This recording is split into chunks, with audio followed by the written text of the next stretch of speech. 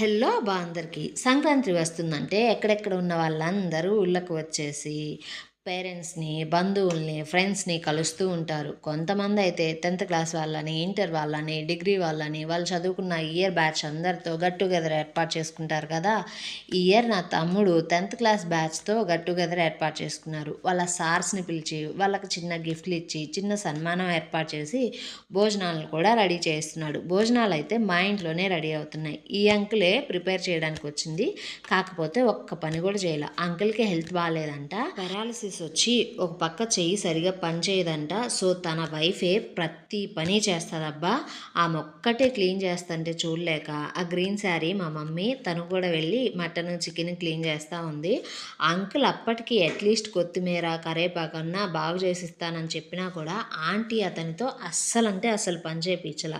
నాకైతే వీళ్ళిద్దరి అన్యోన్యత చూసి చాలా అంటే చాలా హ్యాపీగా అనిపించింది అబ్బా. ఇదే కదా అండర్స్టాండింగ్తో ఉండడం అంటే. వీళ్ళకు ఓ హోటల్ కూడా ఉందంటబ్బా.